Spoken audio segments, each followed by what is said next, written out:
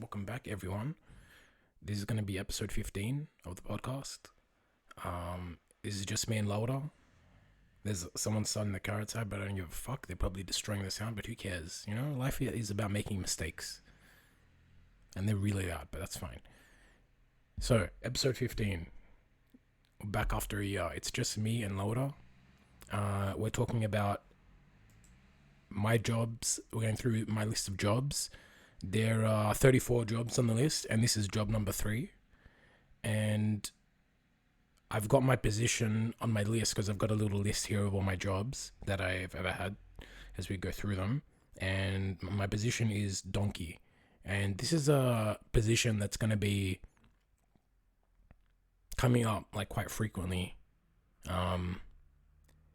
Because what I mean by donkey is like you just get hired by this like small business and they don't really they don't want to give you too much power, so you just do what people say. So that was my position for this job. It was in basically like a place where you can get loans from and you leave your car or vehicle as collateral.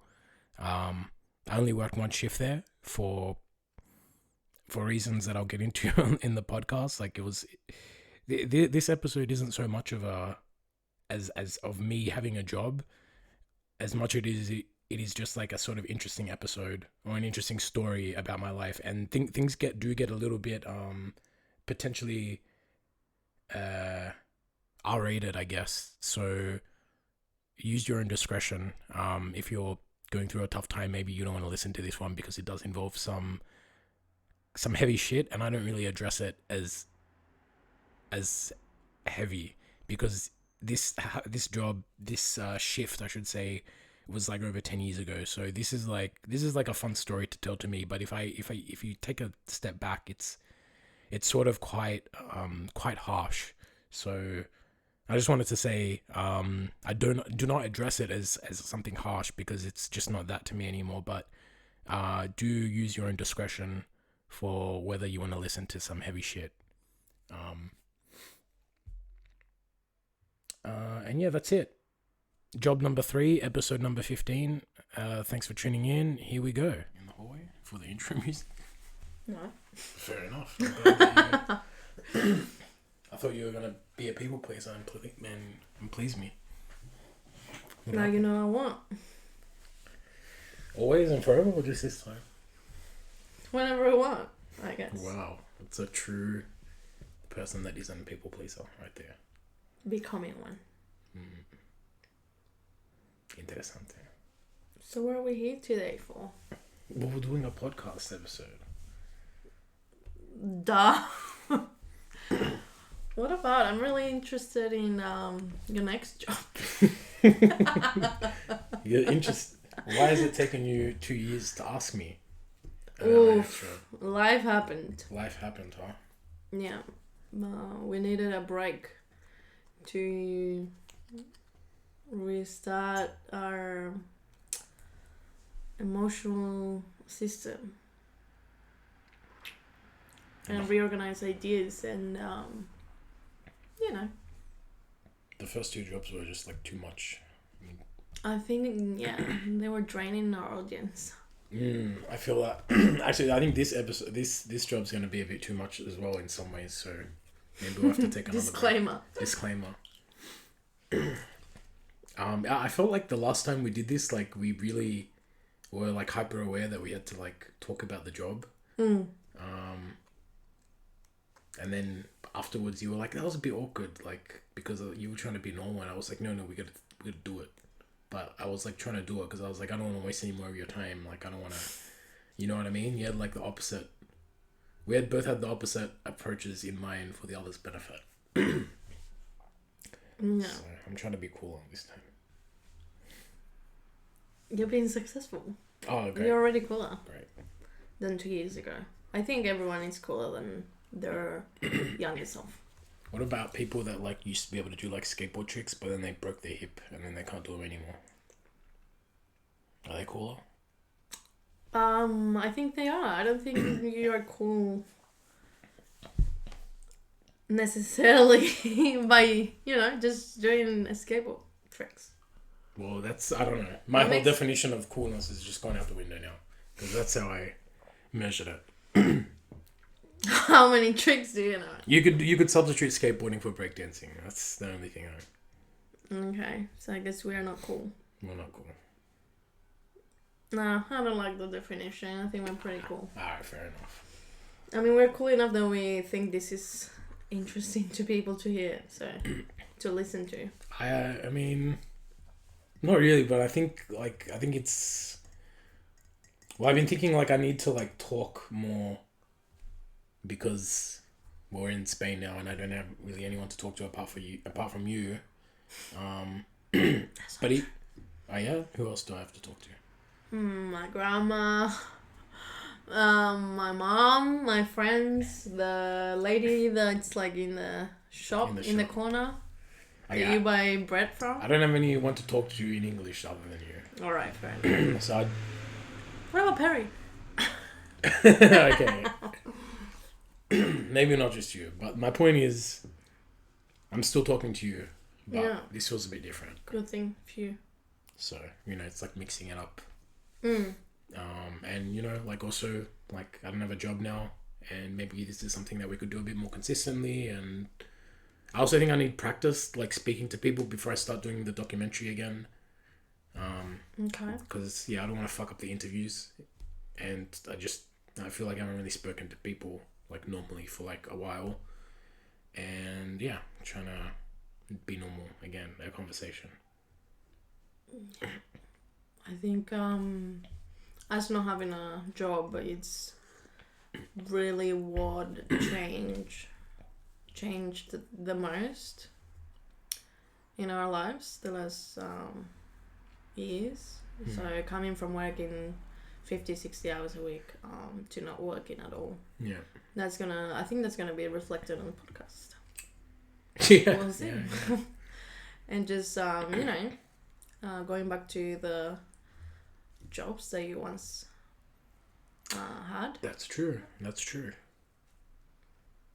Yeah, actually, I do feel quite removed from them. I think last time I remember talking like very like, I don't know, I wasn't really being authentic last episode. I remember even though it was like 2 years ago, because it was like such a like strong feeling, and I think that was also because like I was working at the time, so I was like trying to like make that job, like I was trying to analyze that job as someone who has a job, and was like, what skills transferred over, etc. Which like I want to talk about that as well, but also I just want to talk about the experiences.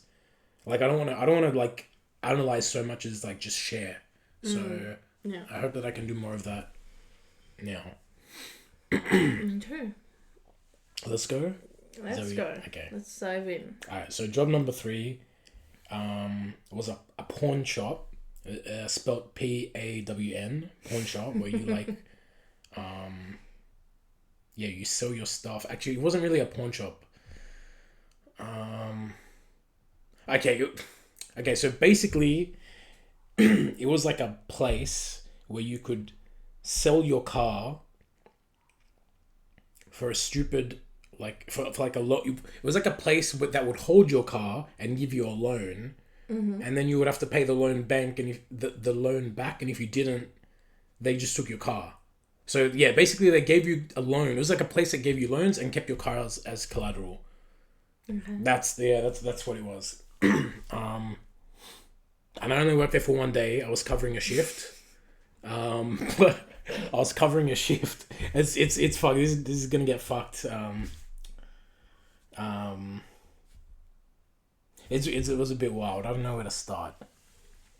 From the beginning, how did you get the job? Alright, well my friend I won't name him because I don't know, she gets a bit fucked later, and like I don't want to get anyone in trouble. Okay.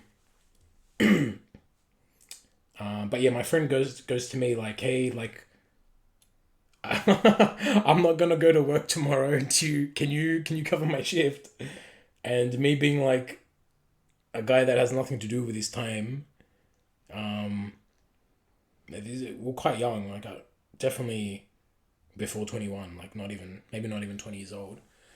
I was like, yeah, of course, like, because my life is really uninteresting and I want something fucking interesting and also money. And like I think at this point I'd really been looking for a job for a while, and I just found one, but I hadn't started yet. I was actually going to start that night. So Okay. that day, I covered my friend's shift. I didn't question it. I didn't say like, why can't you make it? You didn't say you were sick. That's really interesting. Why don't you tell me some more information about why you're not going to work? Do you know what work was it? Um, Did you ask what do I have to do? What's yeah, I think I did, and I think the description was all you have to do is park cars. That's it. And I was like, fuck yeah, I'll park cars. Okay. So I didn't question it. I went to the place at the designated time the next day. And the guy got me to basically it's like really crowded because all the cars are inside. So you start your day early and you take all the cars and you park them on the street. Not all of them, but just enough so that there's room like Yeah, inside to the clear out the way. yeah. You just clear out so people can like walk around, and then at the end of the day you'll park all the cars back inside.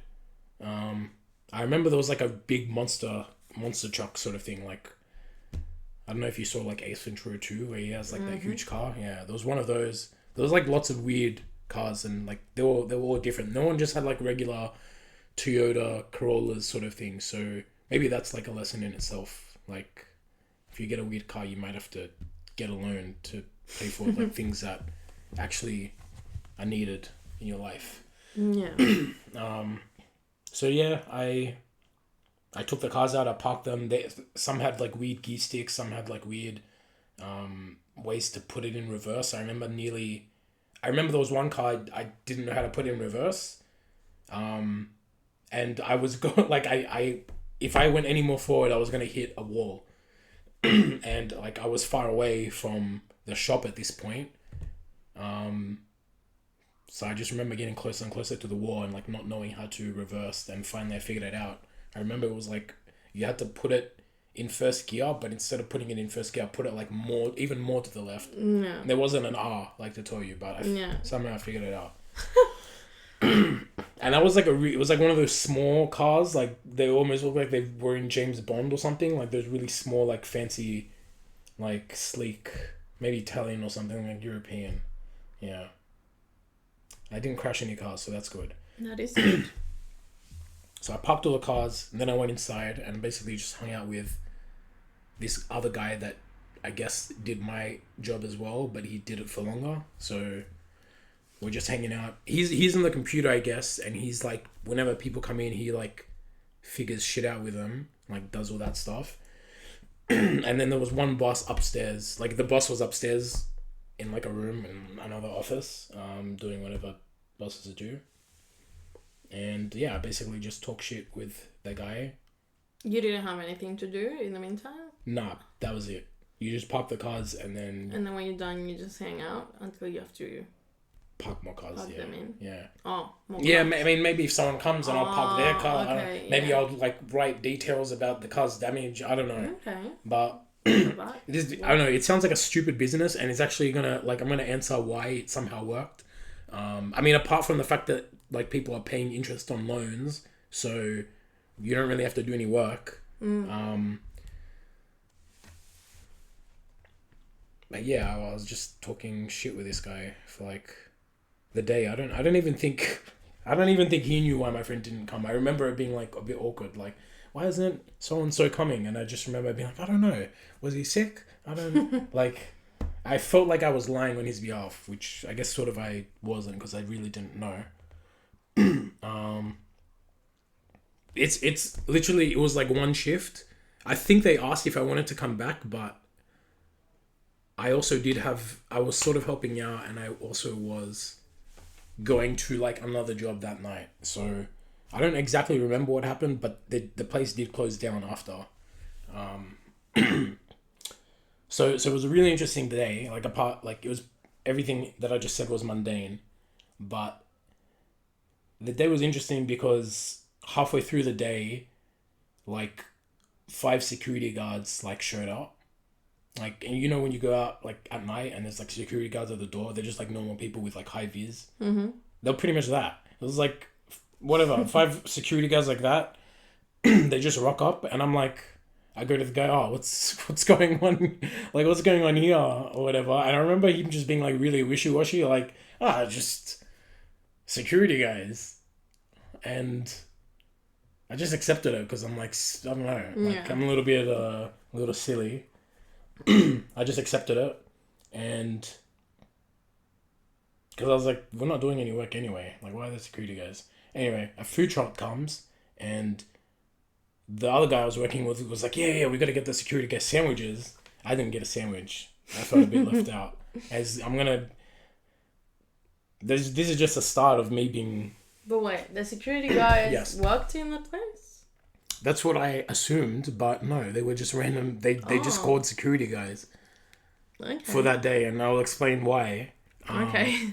I'm getting ahead of the story. Oh, no, it's alright. Like, literally, this is a really fucking short story because it's literally one day.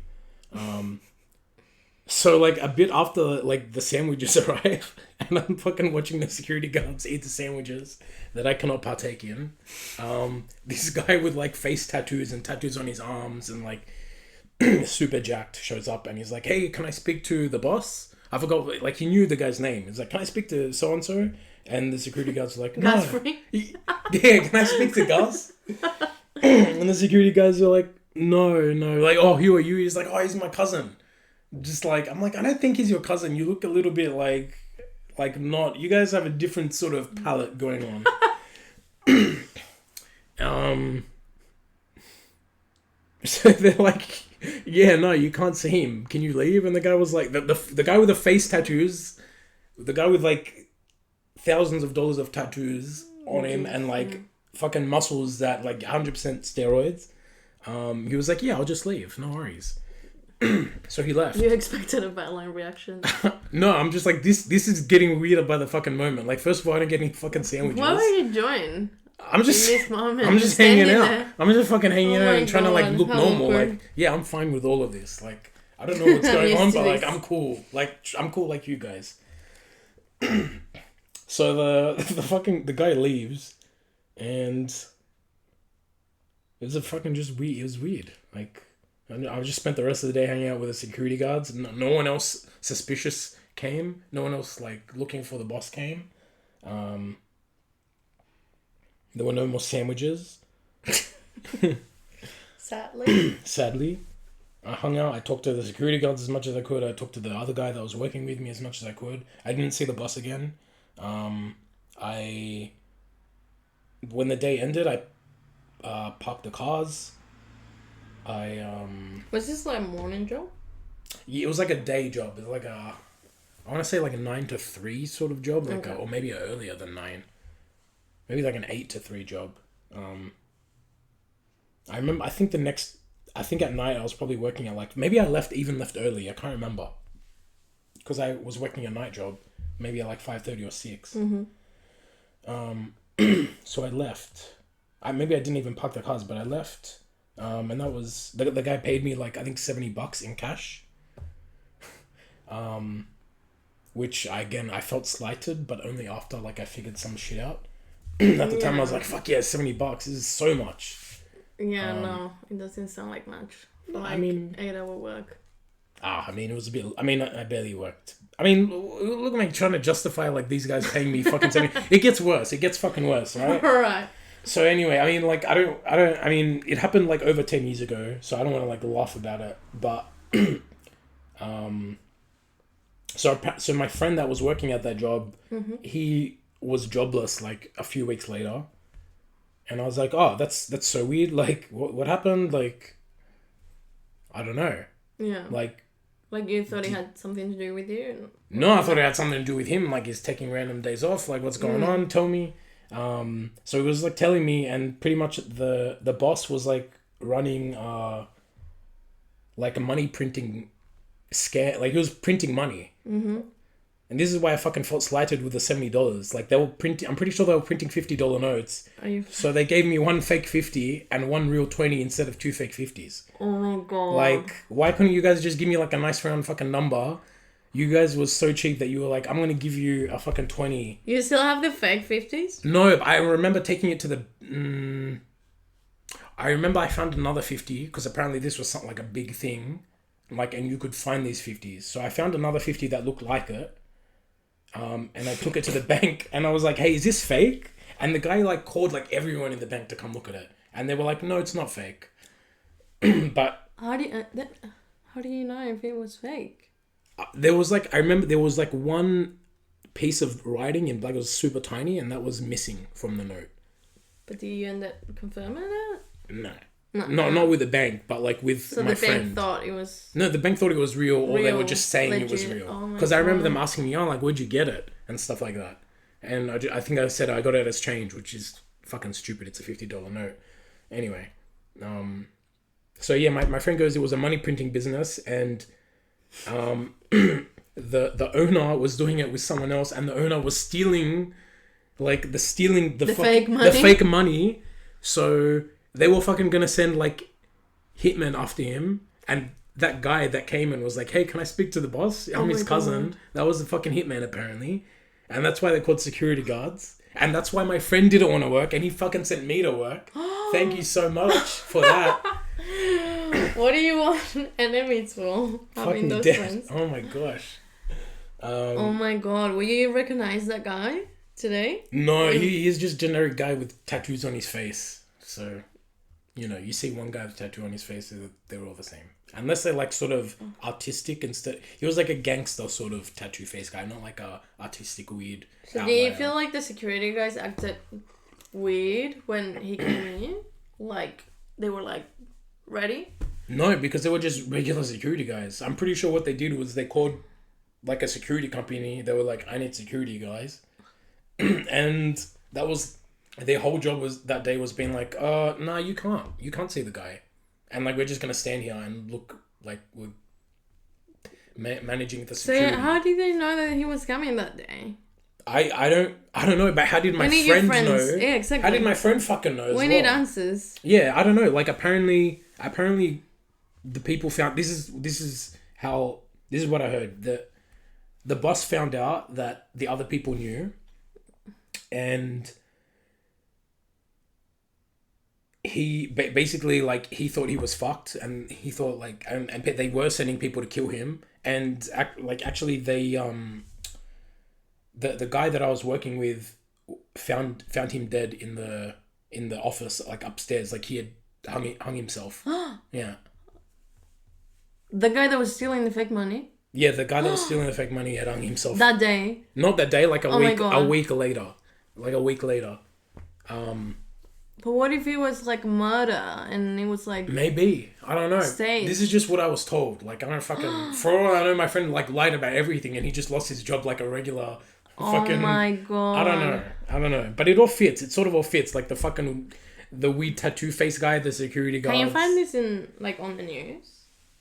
Like if you type his name. Do you know his name? I don't know his name. I don't remember. This was like so long ago. And I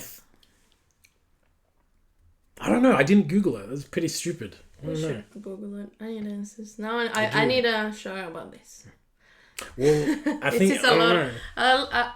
It resembles Breaking Bad a lot. Oh, yeah, now that we're like into this universe of like Gus Fring and Tuco Salamanca. That's true.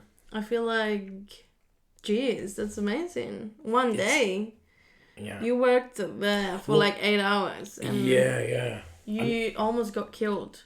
Pretty much. yeah. I mean, the security guards were like, "You can't come in," and the guy was like, "I guess I can't." But yeah, we'll say I nearly got killed. Yeah. You were just there, like, I don't know. He could have seen, like, he's you're right, the hitman. Yeah. He could have killed you. He could have killed me, but he seemed reasonable. And you didn't even have a sandwich. I didn't have a sandwich, and I didn't have fake $100. I only had fake $50 and real $20. But the most amazing thing is like the bank staff didn't recognize this as a fake. I'm not sure if they did. As a fake bill. Like no. So you could have used it. No, I did use it. I used it. Oh. Yeah. No. I think what happened was, this is another thing that I was just told. But what I was told was there's so many of these fake fucking 50s. Like unless you're suspicious and you're going to deposit them suspiciously, the bank will just take the 50 and replace it and throw it away. Like, apparently that was the protocol. Oh, wow. Yeah. Because apparently this was like sort of had spread a bit. Like it was, you could find these 50s apparently. Like I'm not a So fucking. they wanted to quietly get them out of the circulation. Kind of. Yeah. Like, I don't know, because maybe if the bank is like, yeah, that's a fake 50, then it's like, then, you know, maybe I'm the guy that they sent to the bank to be like, hey, did we do a good job printing the money? And then when the bank is like, yeah, you, like, no, you didn't, then I just go back and tell them, yeah, you guys have to do better. So I think it's not in the bank's interest to tell you if it's a fake 50, especially when it's just me, you know what I mean? Like, what they don't gain anything from telling me that it's fake. They only lose, right? So that was my sort of mindset about why they wouldn't tell me. Like, unless I turned up with like $10,000 in fake 50s, then they're gonna be like, "We'll need you to wait a second while we deposit this and then call the police or something like that." Jeez. That's cool. That's really cool. What was the shop called? Can we say it? Oh yeah. The shop was called Hock a Car. So HOCKA car. Yeah. So I remember the name of the shop, and like it still looks. Good thing we're in Spain. They can track it down. I think I feel more comfortable saying this now that we're. Yeah, definitely. You know, maybe like there's a agreement with like the Spanish police and the Australian police, and they can like deport me, not export me. Export you like a bottle of wine. Yeah. I don't think they can.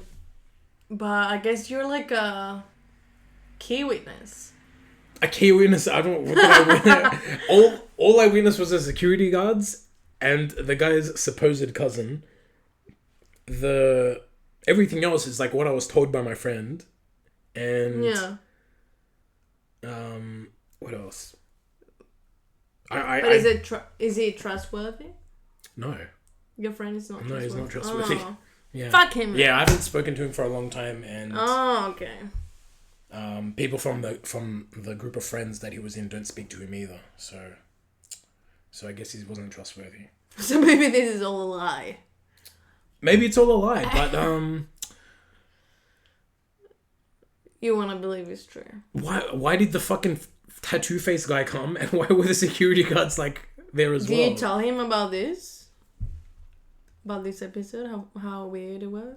You know how dumb I am? Like, I only told him after he told me that the guy had killed himself. Like, I was like, oh, that makes sense. Because his supposed cousin was there. Like, trying to fucking... sense. Now it makes sense. Before I was like, yeah, this is a normal day here.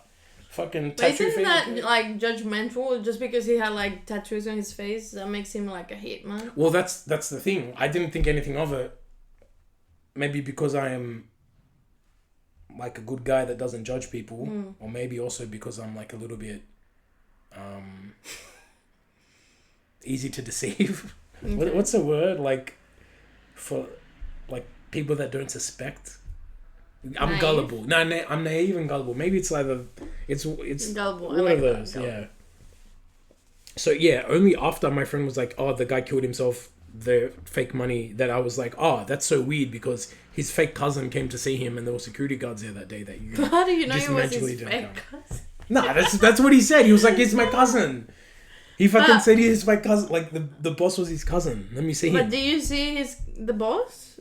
Yeah. You saw his face? Yeah. I made him a coffee. Yeah. You made him a coffee? I made him a coffee. And he didn't look nothing like this guy? No, he didn't look anything like him. No way. No. Guaranteed no cousins. Okay, and you don't remember this guy's name? No. I don't remember any of the names except for my friend. Was he nice? Yeah, he was nice. But, you know, you didn't suspect that he was going to kill himself? No. Can we agree on that? Definitely. No, I didn't even suspect... I mean, I don't want to laugh that the security guards... This guy's death, but... Yeah, me neither, but it was a long time ago, and like this is like therapy to me as well. So yeah, your laughing rest in peace. Is making me feel better as well. I remember feeling really bad, like in the moment, because I was like, this is crazy that like I was just there and like all this shit took place. But I remember also being like, why the fuck did you send me to your job, to my friend? But in my head, I didn't say that. That's a bit weird. I mean, obviously he needed someone to cover for him, I guess, but sending someone to work for you when you know like a hitman is coming? Like I feel like that's what happened. I never brought it up though because I did not put that together for a long time after. That's the reason that he sent me to like cover his shift that day. But I think that was why. I don't like. It's really difficult for me to believe that he knew about a hitman coming, and a hitman coming to your work that's likely to kill your boss, and you're gonna lose your work, like your job. Yeah.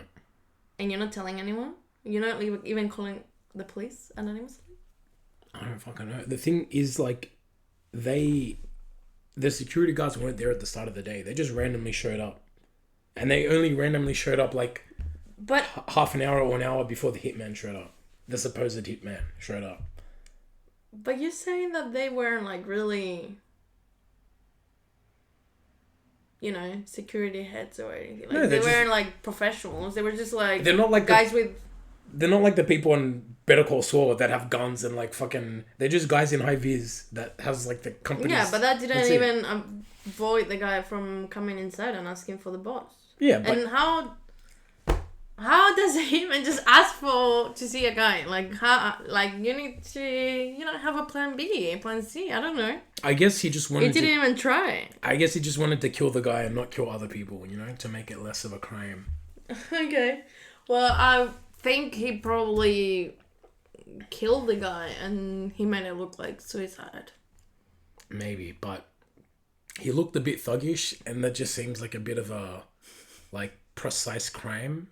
So I feel like he just killed himself, but that's just me.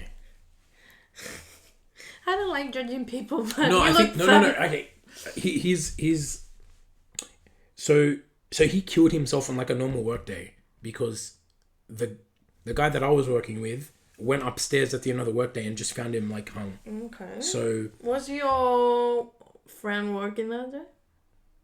I don't remember. I don't know. He might. Yeah, I can't be sure. Where was the shop? On that main street where IKEA is? IKEA? Yeah. It's on the opposite side and it's a bit further down. Yeah. Okay, closer to Newtown? Yeah, a bit closer to Newtown, but not much. And the building is still there. It's still the same building. It's just like different colors. The shop is closed down. No, it's like someone else has a different shop there, but it's all the same. Like the structure. Yeah.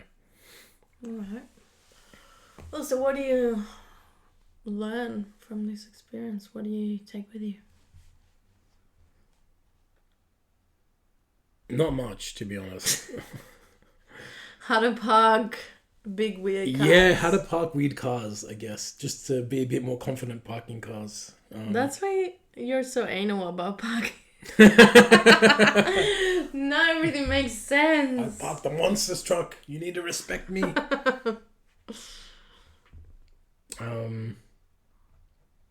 I think in hindsight, I'm like, it all is really like suspicious and like really. If I was like a normal person with like a normal mind, I think as soon as the like security guards rocked up and the fucking face tattoo guy came, I really should have just been, I'm fucking leaving. I don't know what's going on here. You guys have not included me in the fucking sandwiches, and there's a guy with fucking face tattoos trying to get in, and you guys just randomly called security guards. I should leave. But I was like, yeah, this is all good. So I think I wouldn't have left either. Like, do you feel like you were in danger? No, but like... They didn't sound really threatening either. Yeah, but you wouldn't want to come off as threatening, Yeah, but like if I'm not threatened, if I don't feel threatened, I wouldn't have thought I need to leave. But maybe I'm not normal either. I don't know. If you think about it, like, why are security guards being called in? Like... How do you know they were called in? Because they weren't there at the start of the day. Maybe that's their shift. Nah. Their schedule? Maybe they didn't work there. No, they didn't work there. They were like... it's like a company that you call, like, I need security guards. It's like... But they weren't guarding anything. They were just sitting there eating sandwiches? They were at the entrance. Yeah. At the entrance? At the entrance, yeah. And did the hitman ask them? Yeah, well, he had to come through the entrance, so he was like... So he was let in by the security guard. Well, no, the security guards were like, who are you? And he's like, I'm so-and-so's cousin. Can I go see him? And they said no. Okay. Yeah. So they never talked to the other guy that was working in the shop. Yeah, He didn't talk to the other guy. No. So you heard this conversation? Yeah, because I with was the like security fucking guards? bored, so I'm just hanging around, like hanging with security alright. guards. How being many chummy. security guards? Like 4 or 5. Yeah. At the door of this shop. Yeah. Interesting. Yeah, I guess that's suspicious. Well, you know, as long as they didn't let him in. Yeah. Everything was under control. Yeah. Cool. Well, that's a really cool job. That's gonna be hard to top? To top, yeah. Mm. And only in like 8 hours. Yeah. Yeah, no, that's a hell of a story. It's a story, yeah. And it's like, I don't know, like it's been so long that it's like it really is just a story to me now. Like it's like I don't remember any of the feelings that I felt, like as far as like being in danger or like, what the fuck, man, you sent me to that fucking job when you knew there was gonna be like a hitman coming, or I never felt any of that. Like I don't feel any of that now. Like it's and of course like the guy like committing suicide in the office, like whatever shock or like emotions I had is like gone. So it's sort of just a story now. Yeah. Dude, I feel like that day could make a movie. Like a whole movie just that day, you know, like 8 hours. Yeah. I mean, that doesn't like in the same every day. scenario, like in the same place, the same people. Yeah. That's a pretty cheap movie. And, you know, you're there not knowing what's happening and then revealing that your friend knew everything all along and then the other guy just hanging himself. Even while I'm saying it, I feel like I'm making it up. You know what I mean? Yeah. Like I feel like it's fake. But it doesn't matter. A story's a story. Yeah, no, exactly. That's like I'm saying it sounds more like a movie than something that happened to me. Mm. Yeah. Yeah, you should definitely write it for future ideas. Oh, I'll keep it so in you the don't forget. Yeah. I will watch the movie. It's like, you know, the Hateful Eight? Yeah. Yeah, like I'm imagining something like that. Yeah, like in the car shop. Yeah. Really cool. Well, thank you for sharing your third, yeah. work experience. Third work experience. This one and the last one were both one day. So I'm not doing too well so far. So far in your in my career, yeah. Resume. No, You're like not good. Do you add those to your resume? I mean, I think I did add them 24 hours. because I had nothing else on my resume. But this next job that I get, You could have said currently. Currently, yeah. Hey, didn't that place close down though? How is it currently? Well, we're printing some money at the moment. Well, the next job I got, which was a pizza store, I'm pretty sure I only got it because they really I think every pizza store really needs delivery drivers, and no one wants to be a delivery driver. Mm-hmm. So I'm pretty sure the only reason I got the next job was because they were desperate, and that's it. Was that the job that you went to that same night? Yeah, that night I went to deliver pizzas. Wow, like on a bike or? No, in my car. In your car? Yeah. Okay, can't wait to hear that. How do you manage to do that in Sydney traffic? It was alright. I mean, the area was alright. Okay. You know what I mean? Like, it was my area, so I don't think I was too worried about traffic. Which I think usually I would be a bit stressed. Yeah. And we'll get into that. We'll get into that later. The stresses of that. Can't wait. Thank you. Thank you for listening to my speech. Thank you for sharing with us and welcome back. Thank you. Bienvenidos. Spain edition. Español para hablas. Paths we took. Etcétera.